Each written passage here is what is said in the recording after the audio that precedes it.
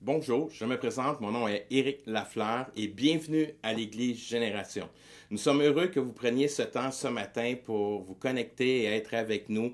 Et je suis vraiment privilégié de vous voir à chaque semaine, que vous preniez ce temps, peu importe le moment que vous prenez durant la semaine ou aujourd'hui, samedi le 6 juin 2020, alors que nous diffusons ce message en direct. Encore une fois, depuis plusieurs semaines, nous sommes dans une série que nous avons commencé à l'intérieur de l'Église qui s'intitule « Et maintenant, Koinonia ». Et nous continuons dans cette série ce matin. La réalité, je crois que notre série arrive à point à travers tout ce que nous vivons présentement, que ce soit à travers la pandémie ou tout ce qui s'est passé aux États-Unis avec le meurtre de George Floyd et toute la question de racisme. Je crois que c'est extrêmement important pour l'Église qu'elle puisse prendre place et réellement dénoncer toute forme d'abus, de racisme qu'il peut avoir, que ce soit à l'extérieur et même à l'intérieur de l'Église. Et cela, pour nous, c'est extrêmement important que nous puissions faire face à tout cela et qu'on puisse surtout apprendre à discuter, à partager. Et c'est cela un peu le message d'aujourd'hui, parce que je crois, koinonia, ce que le mot veut dire, qui veut dire la communion fraternelle, je crois que c'est la réponse à toute cette montée de racisme qu'il y a depuis des centaines et des centaines d'années. Et je crois que c'est important pour nous, alors que nous voyons ces événements, que nous prenons position, comme je viens de mentionner, et qu'on puisse aller et vraiment trouver une façon de pouvoir travailler ensemble. Et je crois réellement que la façon qu'on puisse réconcilier tout ce que nous vivons, je crois que ça passe par Jésus-Christ. Je crois que c'est Jésus qui nous amène à vivre cette unité et qui nous emmène aussi à célébrer toute diversité. Je crois que c'est extrêmement important de bien saisir cela. Et c'est pour ça que ce matin, que je veux prendre ce temps et de lire le passage que nous lisons en début de la série, Galates 2, 20, 21, qui nous dit « Je vis, mais ce n'est plus moi qui vis. C'est le Christ qui vit en moi. Maintenant, ma vie humaine, je la vis en croyant au Fils de Dieu qui m'a aimé et qui a donné sa vie pour moi. Je ne veux pas rendre inutile ce don de Dieu. Mais celui qui vit en moi, c'est Christ. Et je crois que c'est de là que nous avons notre réponse qui nous amène à vivre une vie où que nous sommes à la recherche de travailler en unité et remplis d'amour et de grâce. Et je crois que c'est extrêmement important que nous puissions réellement saisir cela aujourd'hui.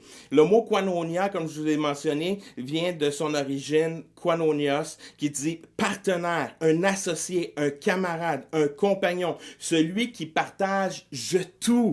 Et de là, je crois que nous avons notre réponse, que nous avons besoin de retourner aux Écritures, que nous réalisons que c'est Jésus qui nous ramène à vivre cette unité. Oui, il y a diversité, différence, mais nous sommes appelés à les célébrer et à nous unir. C'est pour ça que 1 Jean chapitre 1 verset 3, il va nous mentionner, puis c'est cette invitation qu'il nous fait, ce que nous avons vu et entendu. Nous vous l'annonçons à vous aussi. Ainsi, vous serez unis à nous dans la communion que nous avons avec le Père et avec son Fils Jésus-Christ. Quel privilège que nous avons de pouvoir venir dans cette communion, de développer ces relations ensemble. Et je crois que c'est extrêmement important que nous puissions saisir depuis le début de notre série. Nous regardons à 4 facettes et aujourd'hui, nous regardons aux 2 dernières facettes du mot koinonia. Lors du premier message, et tous nos messages sont sur notre chaîne YouTube, vous pouvez retourner et les consulter. Et la première semaine, nous avons vu que koinonia, cette importance et tout dépend de notre communion avec notre Père Céleste. Et comment que Dieu a envoyé son Fils unique pour aller à la croix pour mes péchés, pour restaurer cette communion ensemble et cette grâce qu'il nous accorde. Et que maintenant que nous avons expérimenté cette grâce, Dieu nous appelle à démontrer cette grâce et de vivre cette grâce avec nos frères et nos sœurs. Peu importe la nationalité, peu importe la couleur, nous sommes appelés à vivre ensemble et de communier ensemble. La semaine passée, nous avons vu l'importance de la communication et à travers ce message, j'ai pris le temps de réellement mettre l'emphase sur l'importance de l'écoute. Et je crois que ceci est aussi une réponse d'apprendre à écouter nos frères et nos sœurs présentement, ce que nous vivons à l'intérieur de chaque communauté et la communauté noire. Je crois qu'il est temps qu'on prenne ce temps pour écouter et apprendre à comprendre qu'est-ce qui se passe, qu'est-ce qu'ils vivent, les injustices que chacun peut vivre. Je sais que beaucoup d'entre vous, de mes frères et sœurs, ont vécu de l'injustice. Même, comme vous le savez, pour les gens de l'Église, j'ai un jeune homme que j'apprécie énormément, que je l'appelle c'est notre fils adoptif à l'intérieur de la famille, qui est d'origine arabe, et à maintes reprises, qui vient me voir puis qui me parle des injustices qu'il a vécues. Simplement à cause de sa couleur, à cause de sa nationalité. Laissez-moi vous dire qu'il y a du racisme au Québec. Souvent, j'entends dire que cela, c'est plus qu'est-ce qui se passe aux États-Unis. C'est faux. Ça se passe ici aussi. Et même, des fois, le racisme s'infiltre même à l'intérieur de nos églises. Nous sommes appelés à dénoncer cela. Il n'y a rien, nous ne pouvons pas tolérer cela. Comment qu'on le fait? Je crois qu'alors qu'on commence à écouter, quand on commence à prendre soin d'écouter qu'est-ce que nos frères et nos sœurs puissent vivre. La semaine passée, je vous ai parlé que l'écoute, c'est à partir de ce moment-là qu'on est capable d'établir de vraies relations, de développer de mieux comprendre la réalité de qu'est-ce qui se passe. C'est cela qui fait que quand je prends le temps d'écouter les souffrances de mon frère, de ma sœur, j'apprends à comprendre qu'est-ce qu'ils vivent, leur réalité.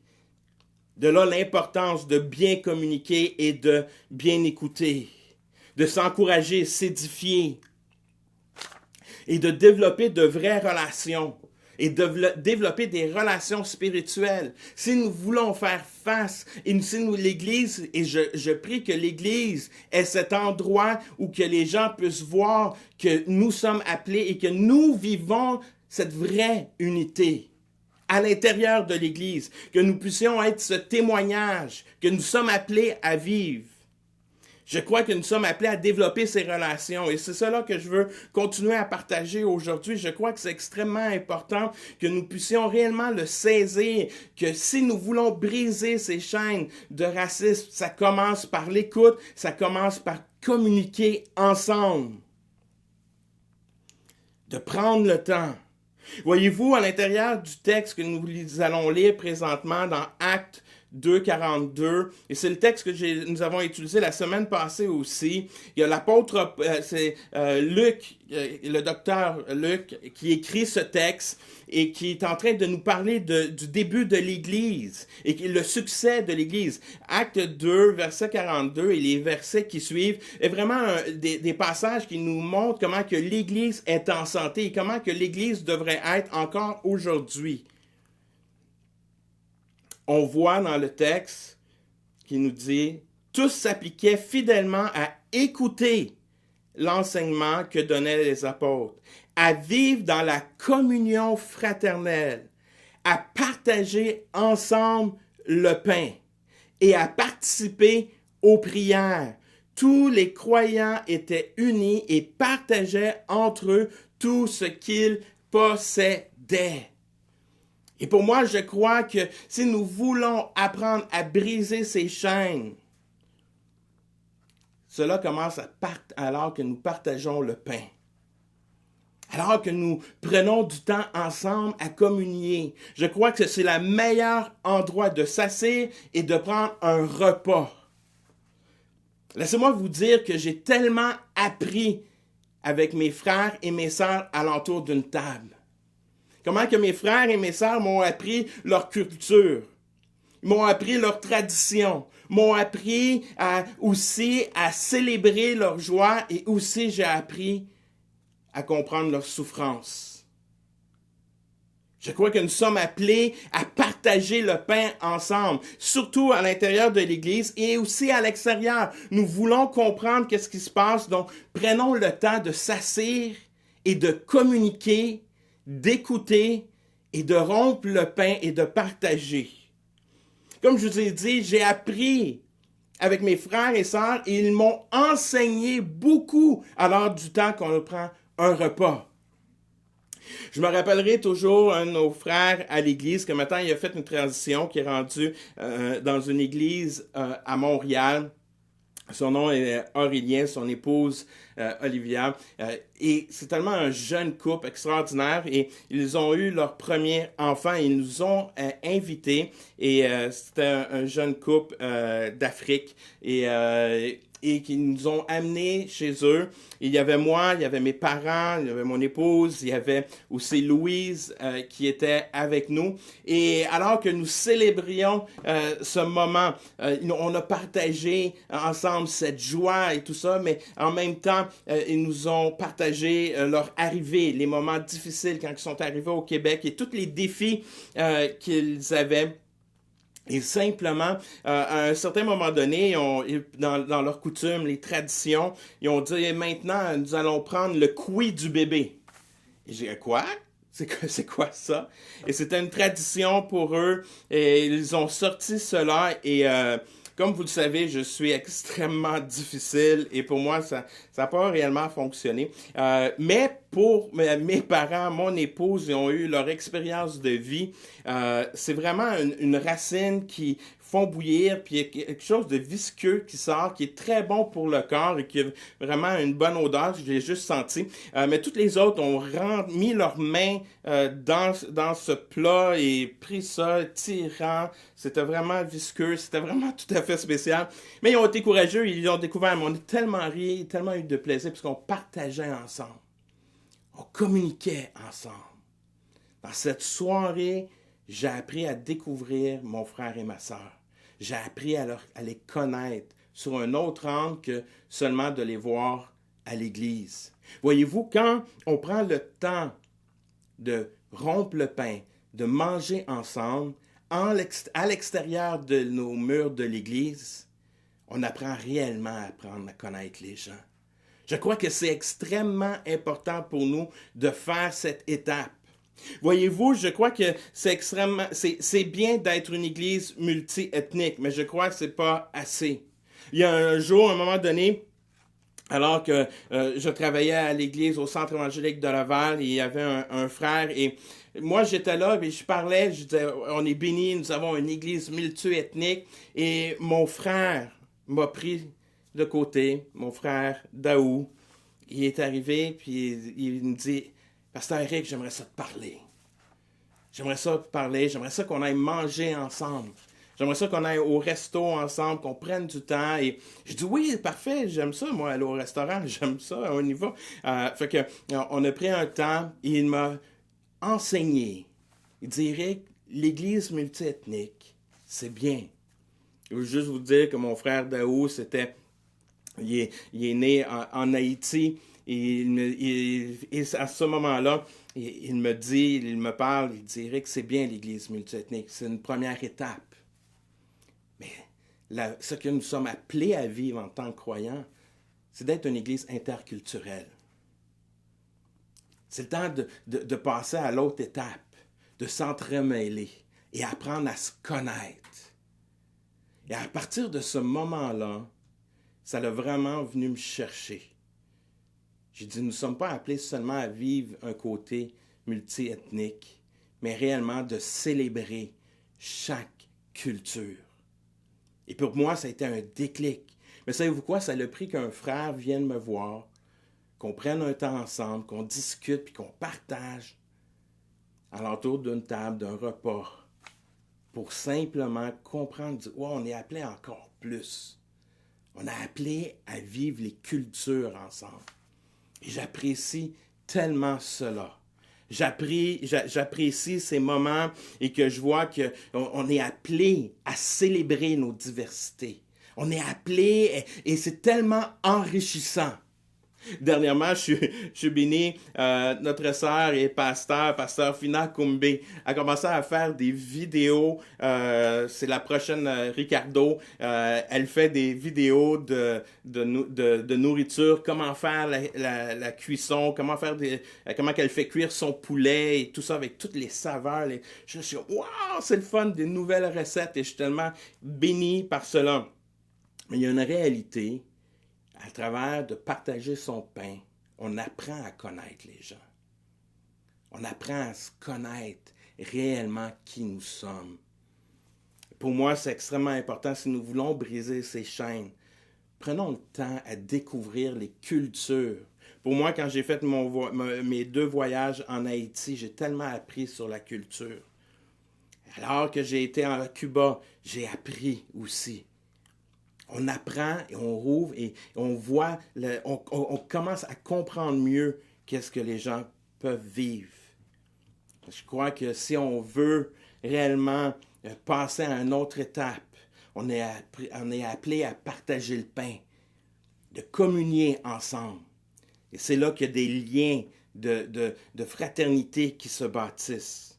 Par la suite, on voit dans le texte qu'ils ont partagé le pain, ils ont participé à la prière. Et je veux être rapide sur ce point parce que la semaine passée, alors que je vous parlais de comment développer des relations spirituelles, nous avons partagé sur ce point d'une certaine façon que l'importance de la prière entre frères et sœurs nous amène à comprendre les combats, les défis, les souffrances de chacun de nos frères. C'est pour cela, quand on prend un temps de prière puis qu'on demande les requêtes, mais dans ces moments-là, on apprend à connaître qu'est-ce que les gens vivent.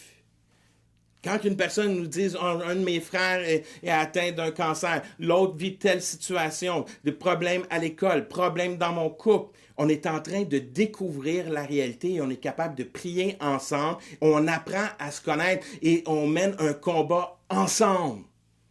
Et cela fait tomber les chaînes.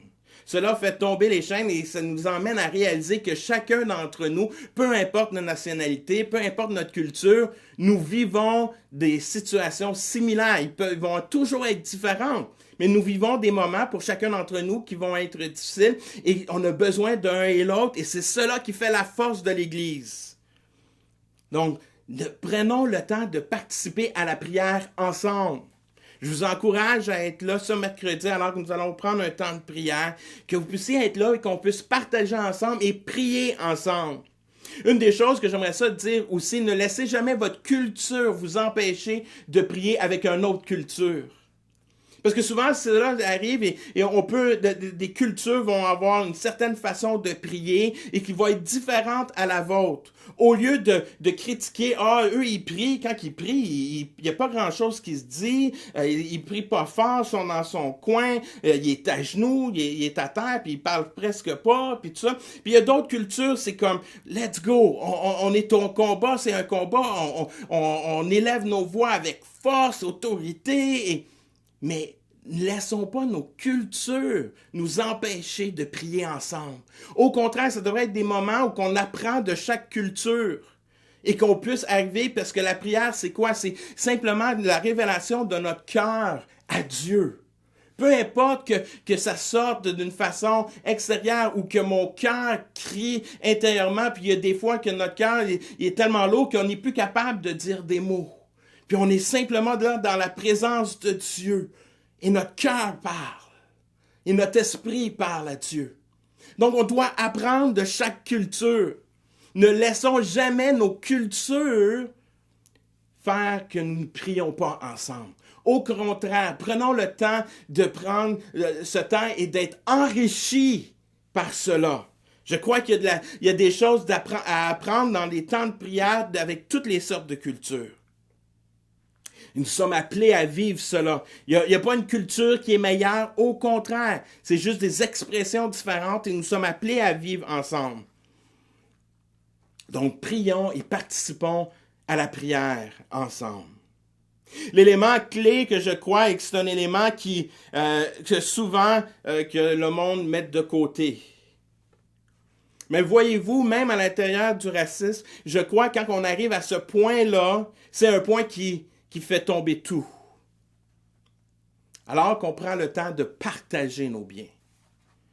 Quand on prend le temps de partager avec mon frère et ma sœur, ça démontre l'amour. Quand vous prêtez, quand vous donnez de l'argent à un frère ou à une sœur, alors qu'il vit des moments difficiles, ça crée des liens. Ça crée des liens tellement puissants. Ça fait tomber des chaînes, alors qu'on prend soin un de l'autre. Voyez-vous, le racisme prend ses racines dans la question de pouvoir. Parce que c'est une question de pouvoir et de préjugés. Mais là, alors qu'on partage nos biens, qu'on redistribue nos biens, on est en train de faire tomber cela. Et c'est pour ça que c'était une clé à l'époque. Alors qu'on doit comprendre l'Église au début, quand elle a pris forme dans le livre des Actes des Apôtres, nous voyons qu'il y a plusieurs nationalités qui arrivent. Il y a les Grecs, il y a les Juifs, il y a les gentils. Tout ce monde-là vient. Il y a des défis, on lit à travers les Saintes Écritures. Il y a des défis, il y a des tensions. Mais ils ne laissent pas ces tensions-là détruire leur unité. Et une des façons qu'ils ont fait, c'est réellement alors qu'ils partagent leurs biens. Voyez-vous, Acte 2, 4, 32 nous dit « La multitude des croyants était parfaitement unie, de cœur et d'âme. Aucun d'eux ne disait que ses biens étaient à lui seul. » Ça ne m'appartient pas, moi je suis prêt à partager.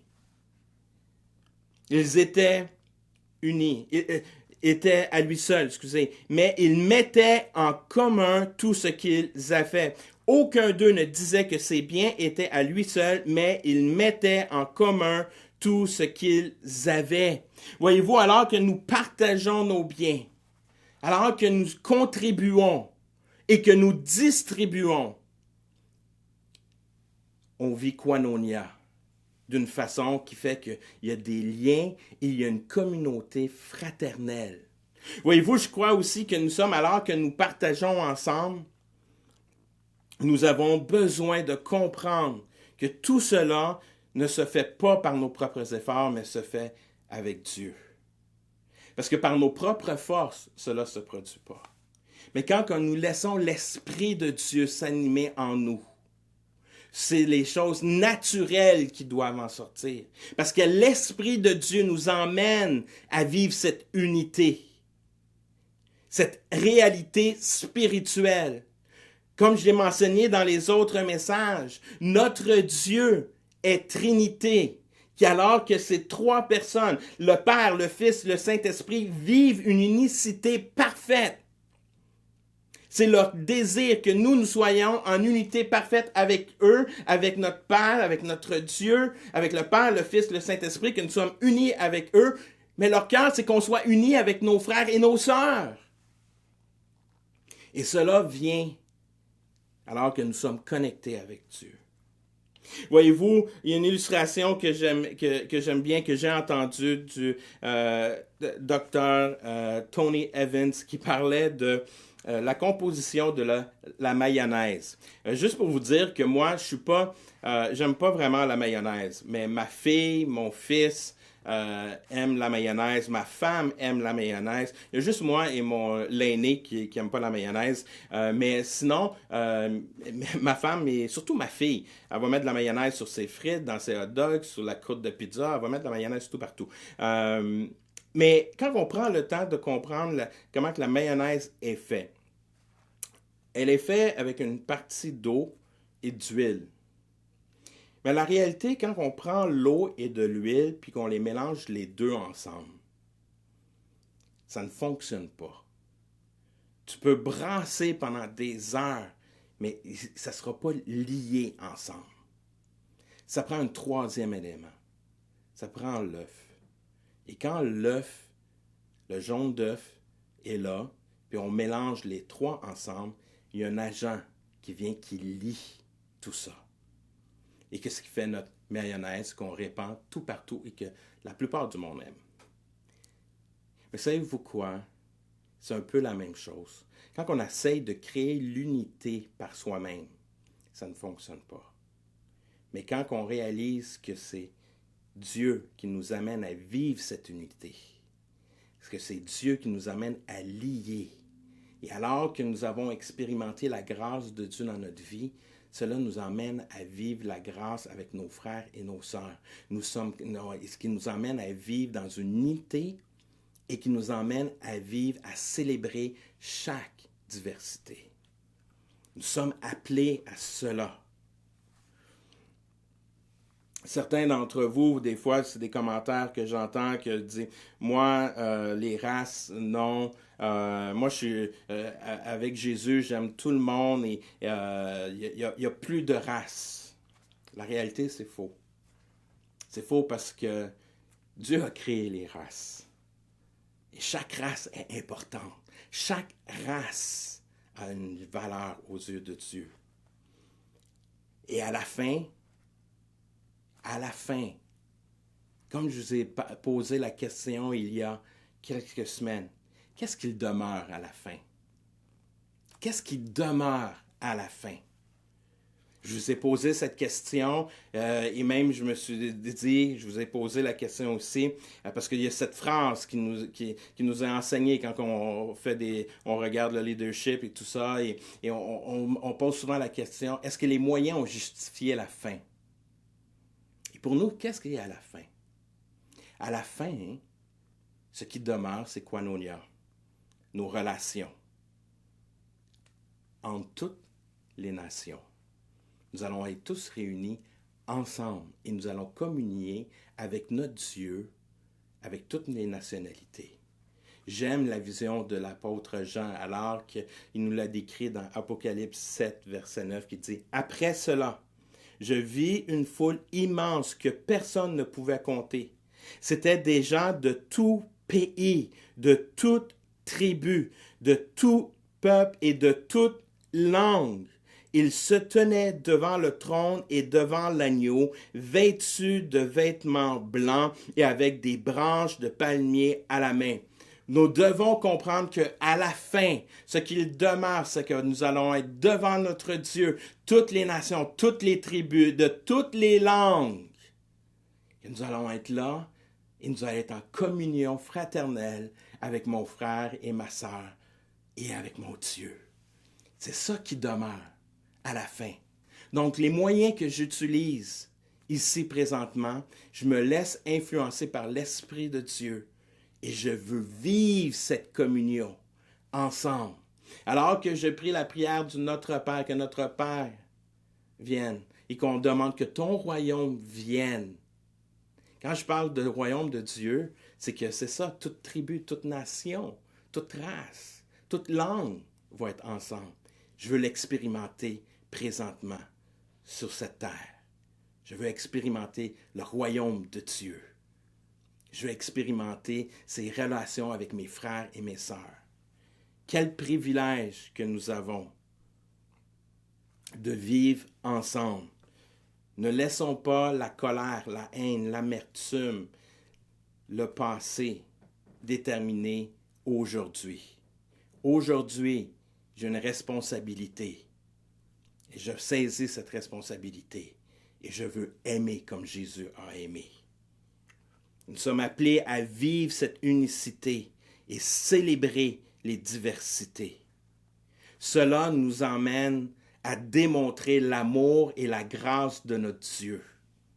Voyez-vous, quand nous vivons cette unicité et que nous célébrons les diversités, nous devenons un témoignage à l'extérieur.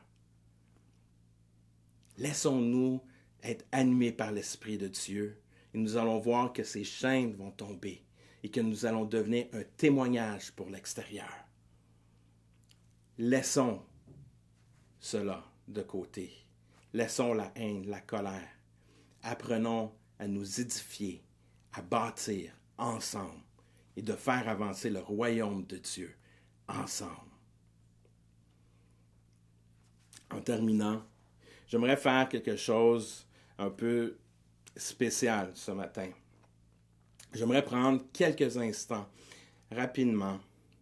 Il y a une phrase que j'entends, qui est écrite sur toutes les manifestations, que sur les réseaux sociaux, et qui dit qu'on revient sur une phrase en anglais qui dit « Black Lives Matters ». Je suis entièrement d'accord avec cette phrase. Black Lives Matters. Et ce matin, je crois que nous sommes appelés encore à aller un peu plus loin. Comme j'ai mentionné tantôt, que nous sommes appelés à vivre d'une église multiethnique, et pour nous, et une des réalités que je dois dire aussi, c'est que c'est pas tout le monde qui peut vivre l'église multiethnique, tout dépendant de ta région et tout ça. Mais pour nous, à Laval et la grande région de Montréal, nous sommes des villes multiethniques. Donc, l'église doit se refléter aussi, elle se doit d'être multiethnique et d'être interculturelle. Et c'est quand je reviens à cela que Black Lives Matter, que la vie des Noirs a une valeur, qu'elle est importante. Je crois que c'est important de pas simplement de le mentionner, mais de le dire pourquoi. Voyez-vous, quand je donne des cours de formation, préparation au couple en mariage, je dis toujours au mari, je dis, c'est bien que tu dises à ta fiancée, à ta future épouse, que tu l'aimes. C'est bien. Mais l'étape suivante, c'est que tu puisses lui dire pourquoi que tu l'aimes. C'est quoi la valeur qu'elle a? Et je crois pour nous, c'est la même chose. Je crois que c'est le temps de dire, mais pourquoi que vos vies comptent? Pourquoi qu'ils ont une si grande valeur? Le privilège que j'ai, c'est que nous sommes une petite église. Nous sommes une petite église, donc nous sommes une église qui est loin d'être parfaite. Que oui, nous sommes multi-ethniques, mais le cœur de la vision de notre église, c'est de vraiment être interculturel. Parce que vous allez sur notre site de l'église, vous cliquez sur l'onglet Vision, vous allez voir que notre vision, c'est d'être une église dynamique, intergénérationnelle et interculturelle. Mais aujourd'hui, je veux prendre ce temps pour vraiment mettre en valeur nos frères et nos sœurs de la communauté noire. Parce que vos vies ont une grande valeur et je veux que vous le sachiez. J'aimerais ça, et comme je dis, j'ai le privilège parce qu'on est une petite communauté, donc je peux faire cela. Je sais que peut-être certains vont être gênés, mais je veux vous le dire aujourd'hui. Que chacun d'entre vous, votre vie, a une grande valeur aux yeux de Dieu et à mes yeux et aux yeux de ma famille. J'aimerais ça parler dans la vie de Myriam et Ronald. Myriam, tu es une femme extraordinaire qui prend soin de tous nos enfants à l'église à Génération Kids. Tu es une femme de Dieu, tu es une femme qui reçoit des paroles, tu reçois des paroles de Dieu, que tu me partages, que tu communiques ensemble. Tu es une femme d'intercession, tu es une femme qui jeûne. Qu'est-ce qui est extraordinaire, même dans les moments, tous les défis que tu as vécus dans les dernières années, tu es là. Tu es debout et tu accomplis la volonté de Dieu d'une façon extraordinaire. Tu as une influence sur nos vies, dans la vie de l'Église, et tu as une influence sur la vie de nos enfants. Je veux te dire merci. Merci parce que tu as une grande valeur, Myriam. Et que Dieu puisse t'utiliser dans ton lieu de travail. Alors que tu es une femme qui est psychoéducatrice, qui a un impact alors que tu travailles à la DPJ, alors que tu es appelé dans des moments d'urgence, que ta lumière luise. Que la paix que tu as à l'intérieur de toi puisse vraiment être sur tous les jeunes que tu es en contact avec. Myriam, tu as une grande valeur aux yeux de Dieu et tu as une grande valeur face à l'Église Génération. Ronald, tu es son mari, tu es un homme extraordinaire que j'apprends à te connaître depuis quelque temps que nous nous connaissons, mais dernièrement, dans les derniers mois, nous avons pris du temps à chaque 2 semaines que nous prenions des temps pour aller déjeuner ensemble, mais depuis la pandémie, nous n'avons pas pu nous communiquer, d'aller prendre notre bon déjeuner ensemble. Et Ronald, merci d'être l'homme que tu es. Tu es un homme honnête, intègre. Tu es un homme j'aime que tu restes le même. À chaque fois que je te parle, tu es toujours là, tu as une joie de vivre et peu importe le défi qui est devant toi, tu dis on va le relever. Tu es un gestionnaire hors pair. Et je veux te dire, merci pour l'impact et l'influence que tu as. Alors que tu me partages tes défis, que tu me partages les moments les frustrations que tu as vécues face au racisme et qu'on a partagé sur ce sujet lors de nos repas. Comment qu'aujourd'hui, tu as saisi toutes ces opportunités que les gens ont voulu mettre de l'oppression, qu'au contraire, te montrer de l'amour à travers cela.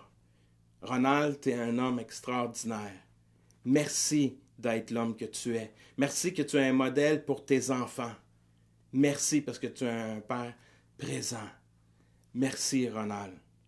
J'aimerais ça parler dans la vie de Sonia Delva. Sonia, tu es une femme entrepreneur qui est aussi infirmière et qui travaille dans ce merveilleux domaine où vous êtes à la recherche de vaccins et tu connais tout ce qui se passe et tu vois tout. Et Sonia, tu es une femme qui est présente. Ça fait déjà, je crois, près de 15-16 ans que nous nous connaissons.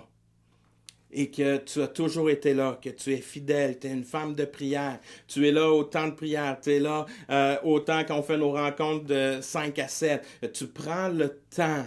Merci d'être l'ami à mon épouse. Merci que vous prenez des temps de café ensemble, que vous partagez ensemble et que vous êtes en union, que des fois tu ramasses des pots cassés. Merci pour la femme que tu es. Tu es une femme forte, une femme qui est monoparentale, qui élève ses 2 enfants d'une façon extraordinaire. Merci, Sonia. Merci que l'Esprit de Dieu continue à te guider, te diriger. J'aimerais ça parler dans la vie de mon frère Elkanah et Christine. Elkanah, tu es un homme de sagesse, tu es un ingénieur civil, tu es un homme qui est une sagesse, un discernement. Merci pour ton écoute. Alors que des fois, j'ai besoin de sortir, de m'exprimer, puis tu es là, tu m'écoutes. Merci de m'accorder ce privilège d'être avec vous. Christine, tu es une femme extraordinaire. Christine, physiothérapeute qui fait des choses, qui a un cœur pour la communauté, un cœur pour les gens. Et aussitôt que quelqu'un à l'intérieur de l'Église qui a un petit problème physique, tu es là, tu es comme sur les aguets et merci de prendre soin de ma mère quand elle a ses mal de dos et tu es une femme extraordinaire, vous êtes un couple extraordinaire, c'est un privilège pour moi de pouvoir avoir été là lors de vos baptêmes d'eau, d'avoir été là pour votre mariage, d'être là pour la consécration de vos enfants, notre amitié au-delà de 18 ans que nous sommes amis, que nous nous connaissons, quel privilège, merci. Merci parce que, avec cette relation que nous avons, merci parce que vous m'enseignez. Vous m'enseignez. Merci pour les personnes que vous êtes. Sandy Maillard, Sandy, tu es une femme adjointe administrative, tu travailles dans l'administration. Merci, Sandy, parce que tu es là les samedis matins, tu prends soin des enfants à Génération Kids, tu es présente, Seigneur, tu es une femme, Sandy, extraordinaire, qui est ponctuelle, qui est là avec les enfants, et merci de ton écoute. Merci aussi de partager, d'être honnête. Quand ça va, tu le dis, quand ça va pas, tu le dis. C'est pas tout le monde, il y a beaucoup de monde qui se cache, mais toi, tu es honnête. Sandy, tu es beaucoup plus forte que ce que tu penses. L'Esprit de Dieu agit puissamment. Tu es là quand nos réunions de prière, quand ton travail te le permet, tu es avec nous. Et je suis tellement reconnaissant de cela. Sandy, tu es une femme extraordinaire. Mathieu et Nelly. Mathieu, CPA, comptable, vérificateur, tu as trop de titres à mon goût. Et tu travailles maintenant à l'extérieur, mais à cause de la pandémie, tu es avec nous et j'en profite. Merci Mathieu d'être là, d'être mon frère, de m'écouter, de prendre soin. Tu as une sagesse, tu as un discernement extraordinaire aussi. Je veux te dire, j'apprécie que tu me donnes ce privilège d'être un ami, mais que tu me donnes ton oreille, que là aussi, que je suis capable de me partager, dire mes frustrations, dire que je peux dire tout. Et je sais que tu es là. Et Mathieu, je me rappelle de la première fois que tu es venu dans mon bureau alors que j'étais pasteur de jeunesse. Tu es venu et tu es ouvert, tu as dit tes défis devant toi avec honnêteté. Il n'y avait personne qui t'avait mis pression. Il n'y a personne qui... Tu es venu par toi-même. Et pour cela, moi, c'est une grâce, une bénédiction de voir un jeune homme à l'époque que maintenant, marié, 3 enfants, et comment que tu es une bénédiction. Et comment que, à travers ce moment où tu étais rentré dans mon bureau et que tu étais honnête avec tes défis, je crois que Dieu a honoré cela aujourd'hui avec tout ce que tu vis. Tu vis une belle vie avec ton épouse Nelly. Nelly qui est entrepreneur, qui est propriétaire d'un restaurant, Allô Mon Coco. Je sais que présentement, ça peut être des moments difficiles. Beaucoup de questions à cause de la pandémie et beaucoup de questionnements, mais je crois que Dieu est au centre de cela et toutes les décisions que vous allez prendre, Dieu va honorer. Et que je crois qu'au contraire, que vous puissiez fructifier à travers cela. Merci Nelly d'être la femme que tu es. Merci que tu es là à la prière. Merci pour tes commentaires que tu mets sur Facebook. Merci. Tu es une femme de Dieu qui se retourne à la prière. Vous avez 3 enfants extraordinaires. Pierre-Luc et Néhémie, merci Pierre-Luc pour ton authenticité.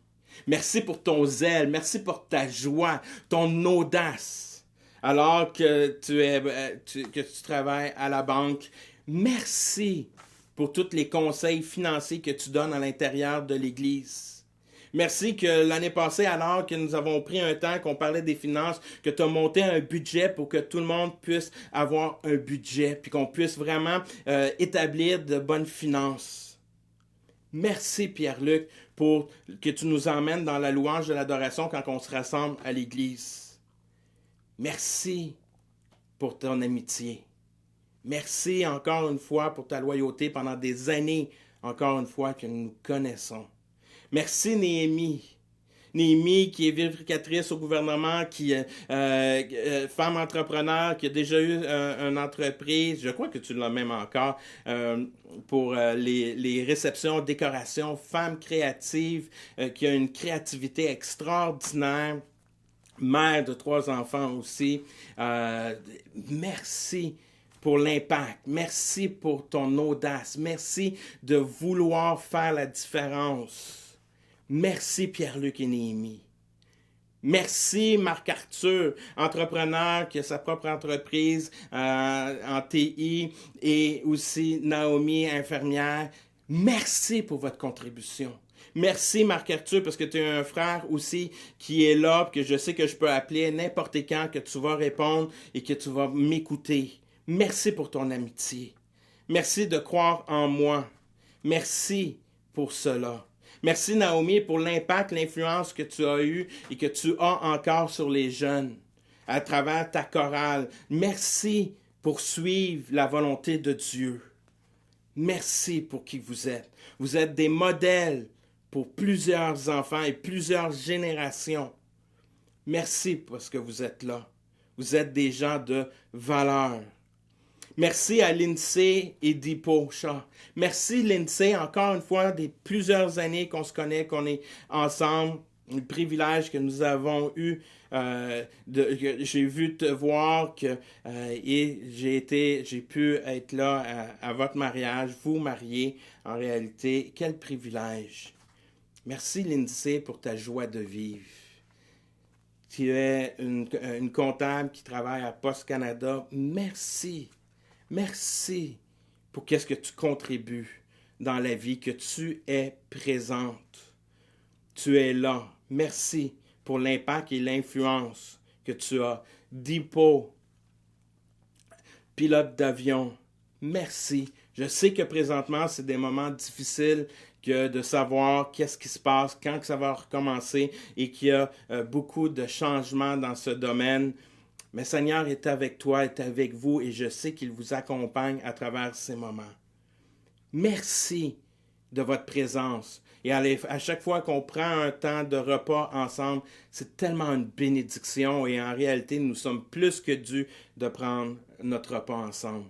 Aussi, Tolbert et Sandra, Jacquet, merci d'être là. Vous êtes nouveau à l'intérieur de notre Église, mais dès votre arrivée, vous avez marqué. Tolbert a voulu t'impliquer tout de suite au PowerPoint. Sandra, qui travaille à la petite enfance, et Tolbert, qui est comptable. Les deux, vous avez voulu servir. Vous avez des cœurs de serviteurs. Et vous avez 3 enfants extraordinaires que j'aime beaucoup. Christobie, Kirsty, Déborah, vous êtes des jeunes adultes. Je sais que vous allez avoir un impact et vous avez déjà un impact sur notre vie, sur l'Église. Je tiens à vous dire merci. Merci pour l'impact que vous êtes et on voit votre cœur de serviteur. Merci à Gary Antoine qui travaille au service à la clientèle dans une compagnie d'informatique. Merci. Merci Gary. Tu ne peux pas savoir à chaque fois que tu rentres à l'intérieur de l'Église, tu es une personne qui a peu de mots mais qui change l'atmosphère. Tu amènes une paix, tu amènes une assurance. Et pour nous, c'est tellement une grande bénédiction. Maintenant que tu prends le temps, tu t'es impliqué, tu t'impliques au service, à l'accueil, et tu es tellement à chaque fois que tu arrives, tu es ponctuel, tu arrives extrêmement même à l'avant de tout le monde. Merci, Gary, pour le modèle que tu es. Nous sommes bénis de connaître Chantal aussi. Merci, Gary et Chantal. Aristide Ngenzo, j'espère que je l'ai bien prononcé, Aristide. Aristide, tu es une femme extraordinaire, une femme de prière, d'intercession, et tu as un impact, tu as le cœur d'hospitalité, tu es là en arrière du café, que tu sers les gens, tu es une femme extraordinaire, femme entrepreneur, qui a son propre restaurant Valentine, et aussi de nouveaux projets, que Dieu puisse vraiment te bénir dans tous tes projets, que tes projets puissent fleurir dans le futur, qu'avec tous ces nouveaux projets, sois béni, que Dieu te bénisse. En terminant, je sais qu'il y a plusieurs autres personnes qui vous avez eu un impact dans ma vie, mais je voulais parler surtout de ceux qui fréquentent l'Église Génération aujourd'hui, mais il y a tellement d'autres personnes de la communauté qui ont eu un impact. Mais en terminant, il y a 3 personnes que j'aimerais rapidement parler, juste le remercier parce que c'est des gens de valeur que j'estime beaucoup. Pasteur Désiré Yankee, qui est aumônier à l'intérieur des prisons. Et quelle bénédiction, quel privilège de t'avoir dans des moments clés. Tu m'as dit des paroles, que tu m'as encouragé, simplement de tes accolades quand on se rencontre ensemble. Et je me rappellerai toujours un moment en Génération Unité. Et alors que je vivais des moments un peu plus difficiles, tu étais là et on a partagé ensemble et tu m'as tellement béni. Et tu me bénis à chaque fois qu'on ne se voit pas souvent, mais la réalité, à chaque fois qu'on est ensemble, c'est vraiment une bénédiction et tu as un impact sur ma vie. Et je veux te dire merci parce que tu es un homme de valeur et tu as un impact et une influence extraordinaire. J'aimerais ça parler aussi à Pasteur Fina Koumbe. Pasteur Finard, que nous avons travaillé pendant plusieurs années ensemble au Centre évangélique de Laval.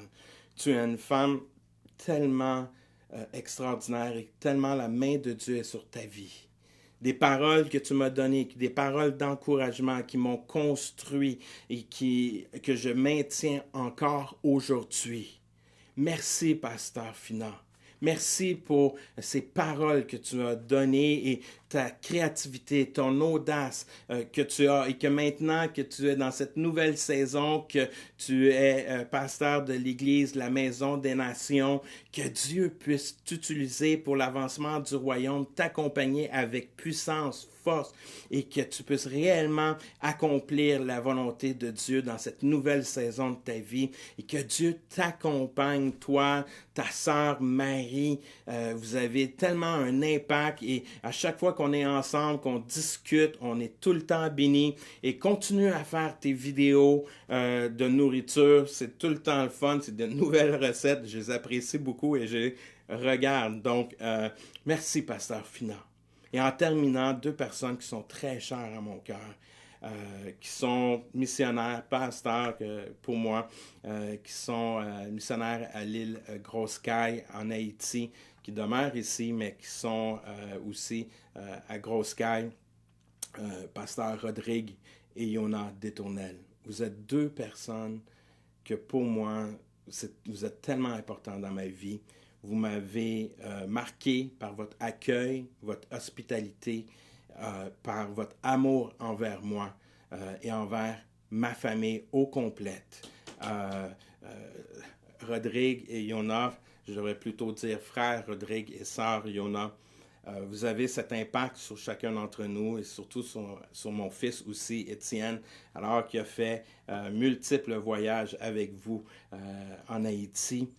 Comment que vous avez une grande influence sur ma vie. Pour moi, pendant plusieurs années, le terme frère et sœur à l'intérieur de l'Église, étant donné que j'ai grandi à l'intérieur de l'Église, avait perdu de sa valeur. Parce que pendant plusieurs années, c'était comme un cliché que tout le monde se dit, mais que je voyais que personne mettait réellement en action. Et alors que nous avons pris du temps ensemble, et quand vous m'avez regardé droit dans les yeux, M. Détournel, puis vous m'avez dit, Éric, t'es mon frère, pour moi, ça l'a tellement fait du bien. Et je savais que j'avais un nouveau frère, que j'avais un frère et une sœur qui étaient là, qui prenaient soin de moi, puis qui étaient là avec moi. À chaque fois que vous êtes en Haïti, que le téléphone sonne et que je vois que c'est vous, mon cœur bat plus vite. Je suis tellement béni par vous. Je suis en dette envers tous vous, mes frères et mes sœurs. Vous m'avez enseigné. Vous m'enseignez encore. Je suis une meilleure personne à cause de vous. Merci d'être des modèles pour l'Église. Merci d'être des modèles pour nous, pour moi. Merci d'être un modèle pour la communauté. À l'intérieur de toutes ces personnes-là, et moi inclus, il n'y a personne de parfait. Nous avons besoin, chacun d'entre nous, de la grâce de Dieu qui nous emmène à vivre cette unité, de vivre ces relations et de découvrir la grâce de Dieu ensemble et qu'on puisse simplement découvrir la volonté et d'accomplir la volonté de notre Dieu.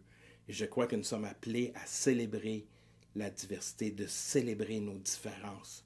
Dieu nous appelle à vivre cette unicité et de célébrer nos différences. Merci pour qui vous êtes. Vous êtes une grande bénédiction à l'Église et dans votre communauté. J'aimerais ça terminer en prière ce matin. Père éternel, je te dis merci. Merci parce que tu es ce Dieu créateur. Tu es ce Dieu qui a créé l'être humain. Tu as créé les nations, les tribus, les races, les langues. Merci. Merci, Seigneur. Quel privilège que nous avons maintenant d'apprendre et de célébrer cela, parce que c'est toi qui en es l'auteur. Merci, Seigneur Dieu. Merci de ton plan. Ton plan est parfait. Nous voulons le célébrer. Nous voulons l'honorer en démontrant que c'est toi qui nous unis et c'est toi qui nous emmène, Seigneur Dieu, à vivre ces relations si profondes. Agis puissamment dans chacun de nos vies. Merci, Père. Merci, Père, pour tout ce que tu fais. Merci que tu es présent. Merci, encore une fois. Et je prie dans le nom de Jésus. Amen.